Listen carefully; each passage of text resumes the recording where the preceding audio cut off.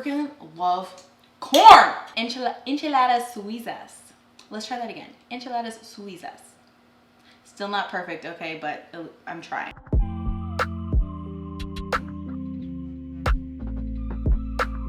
Hey there, my name is Shoemaker. I run this YouTube channel and I create easy, delicious, and accessible vegan recipes that everyone can enjoy. So a little backstory to this recipe. My first job ever really was working at a Tex-Mex restaurant. One of the things on the menu was enchiladas suizas, which ultimately inspired this casserole, but this casserole is like the ultimate fusion dish. So enchiladas suizas is a Mexican dish, but it's actually already a fusion dish. It was first created when Swiss immigrants came to Mexico, and it literally translates to Swiss enchiladas, and it's called that because of all the dairy and cheese that is traditionally in it. So we're obviously going to be making this vegan, and we're also adding more Tex-Mex flavor. Traditionally, the recipe is just made with chicken. We're going to be adding veggies, making it nice and hearty.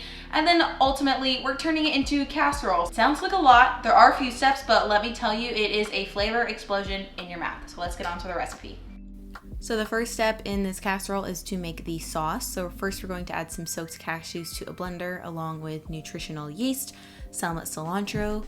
If you don't like cilantro, you can leave it out, but I think it makes a sauce. And then here I'm adding in some salsa verde and some vegan chicken flavored broth. You can use veggie broth if you want, but I personally prefer the flavor of chicken broth in this recipe, or the fake chicken broth. It's not real, okay? Anyways, we're going to blend this up until the cashews become fully emulsified and you get a nice, thick, and creamy sauce. Then just set that aside, and now we'll move on to the filling. So first we're going to warm up some oil in a pan. I'm using avocado oil. You can leave it out if you're oil free. Then once the oil is warm, you're going to add some red onion to the pan and saute it for around 3 or so minutes until it becomes a little more translucent, like you can see here. Then at this point, we're going to add in some diced jalapeno as well as some garlic. And again, saute this up. I kept most of my seeds in my jalapeno, but if you're sensitive to heat, you could remove all of them. And if you like it spicy, you could leave them all in. Very customizable. Now we're going to add in some frozen corn. I'm using frozen. You could use fresh too. And some zucchini and then some sliced mushrooms. And then we can plop our seasonings in as well. I am just using cumin and salt here. So then you're just going to mix everything together, and we want to saute this until all of the veggies have cooked down. Especially watch the mushroom and the zucchini because those typically hold a lot of liquid. And if we don't cook them down first, the casserole would be soggy. So now we're going to add in some fresh baby spinach and our beans. I'm using pinto beans because I think black beans they just kind of make everything look a little more gross because they add that like gray color to it, but you can use them. Obviously, they still taste good, okay? I just think pinto beans look prettier. Is that a weird observation? Okay, anyways, just gonna cook that down so the spinach is wilted, and now we're going to assemble. I'm using corn tortillas, so the first thing you're going to do is cut your tortillas in half. I actually recommend doing a dry fit of the tortillas on your casserole dish first so you know exactly how many you need to cut.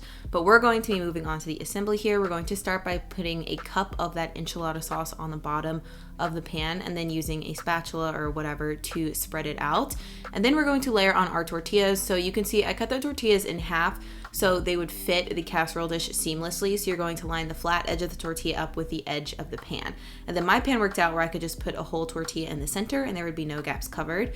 And I also decided to double layer the tortillas so I'd get a thicker filling, but you could do single layers if you wanted less of them. Personally, I wanted it to be more of like a lasagna texture, so that's why I did the double layer.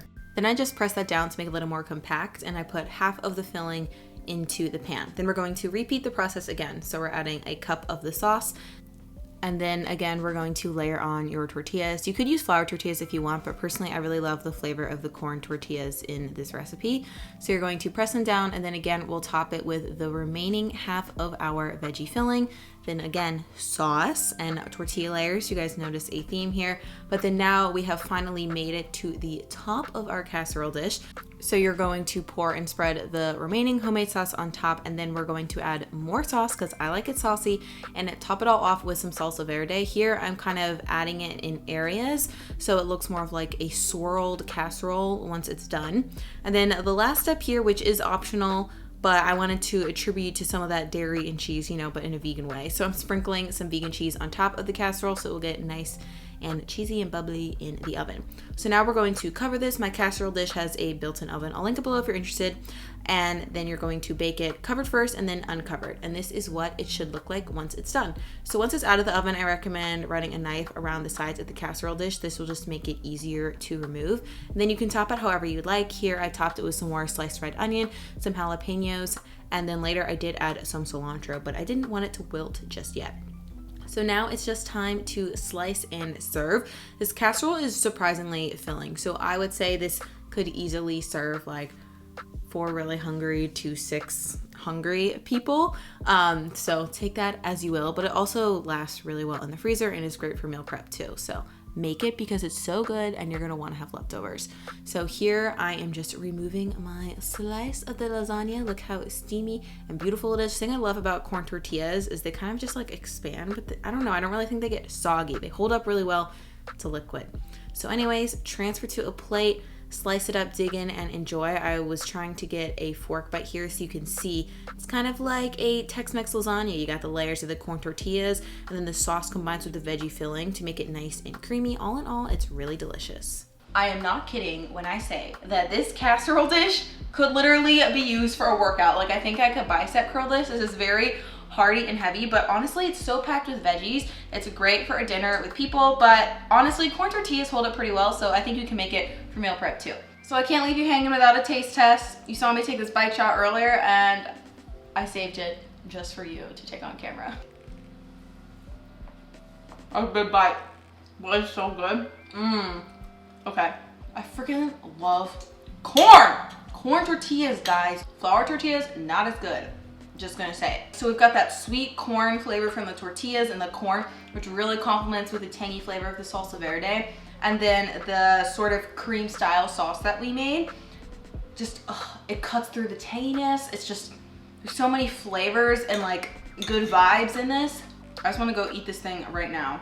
I could eat all of this for sure. It's that good. So I do really want to eat this. So I'm going to end this video here. I hope you guys enjoyed this recipe video. The full recipe will be linked below on my blog if you want to check it out. There will also be images where you can save it to Pinterest for later. If you don't want to make it right this moment, though, I do recommend you make it right this moment because it's really dang delicious. But that is it. If you like this video and video style, please give this video a thumbs up. It lets me know that I should make more content like this. And as always, if you have any recipe suggestions or other fun facts, life events that you want to share with me, feel free to leave a comment down below. I love connecting with you guys down there too. So until next time, when we virtually meet again, I hope you take care of yourself, have an awesome day, drink water, and make this. Okay, I'll talk to you guys later. Bye.